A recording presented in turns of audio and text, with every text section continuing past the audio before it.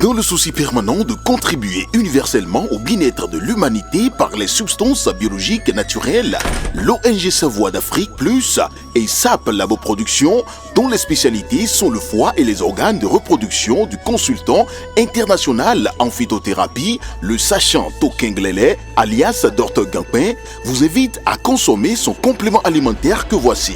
Gampin Sirop est un complément alimentaire qui favorise la multiplication des cellules du foie et le bon fonctionnement du côlon. Il stimule par son action énergétique le désir sexuel en corrigeant les troubles érectiles, l'éjaculation précoce, augmente la libido et corrige la fatigue physique et mentale. Le siège est dans Cotonou à Zobo, non loin du 10e arrondissement. Contact plus 229 60 60 20 65 97 25 03 61 95 53 70 70.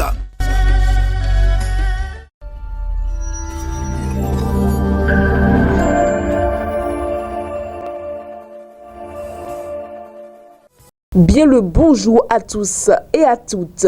Les membres du gouvernement se sont réunis le 19 juin 2024 au Palais de la Marina pour le compte du conclave hebdomadaire. Au titre des mesures normatives, le gouvernement a décidé de réglementer le secteur funéraire en République du Bénin. Ce secteur est régi jusqu'à présent par l'arrêté interministériel du 23 février 1995 portant réglementation des activités de pompes funèbres par les entreprises privées.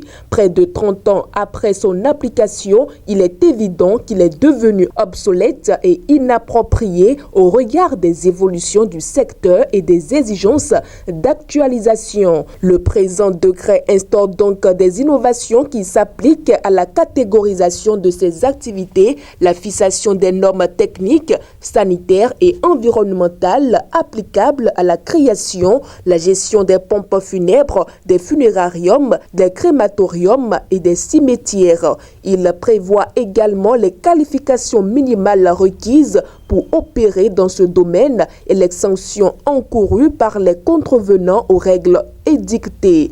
Les ministres concernés par le sujet prendront donc toutes les dispositions utiles à l'application effective de la nouvelle réglementation.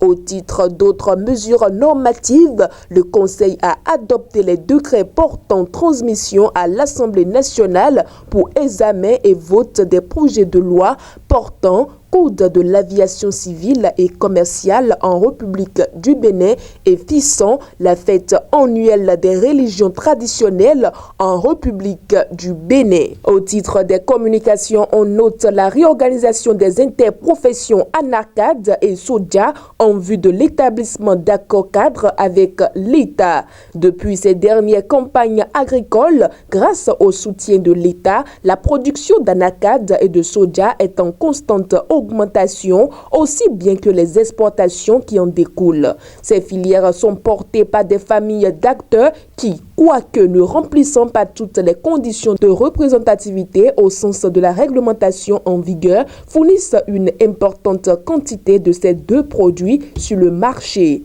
L'ambition du gouvernement est de favoriser la transformation de la totalité de la production nationale de cajou et du soja sur place dans nos usines pour plus de valeur ajoutée. Dès lors, il s'agira d'œuvrer à la performance globale de ces deux filières avec pour retombée, entre autres, l'amélioration des prix aux producteurs. Ceci nécessite d'une part l'établissement d'accords interprofessionnels directs entre les familles des producteurs et des transformateurs, les porteurs de risques prépondérants au sein de la filière et d'autre part par la signature des accords cadres avec l'État pour les deux interprofessions restructurées. C'est à cette fin que leur réorganisation est planifiée pour être exécutée par la Chambre nationale d'agriculture qui mettra en place un comité national d'orientation et un comité technique de mise en œuvre du processus de restructuration.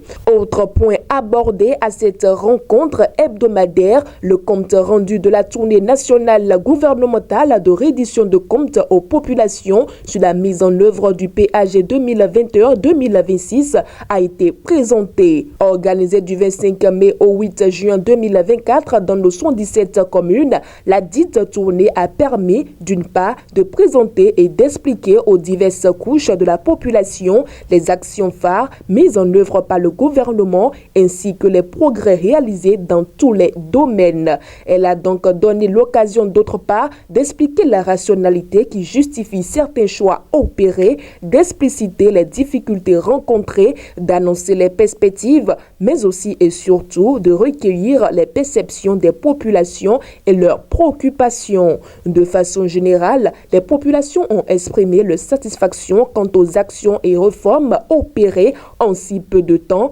notamment dans les domaines tels que les cantines scolaires, l'accès au microcrédit, l'autonomisation des femmes, l'accès à l'eau potable, la situation des aspirants au métier d'enseignant, la construction d'établissements scolaires, la gestion de la sécurité, l'accès à l'électricité, l'alphatage, l'assainissement et la voirie urbaine, les infrastructures routières, marchandes et sportives.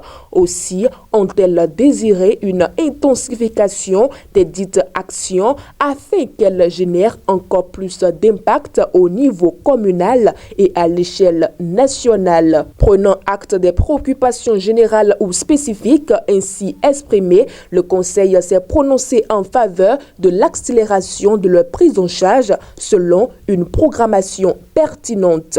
Au titre des mesures individuelles, une nomination a été prononcée au ministère de l'Intérieur et de la Sécurité publique et des nominations ont été prononcées au ministère de la Défense nationale. Chers amis internautes de Guérita TV Monde, nous sommes à la fin de ce numéro de votre émission Écho de la Marina. Merci de nous avoir suivis et excellent week-end à tous et à très vite.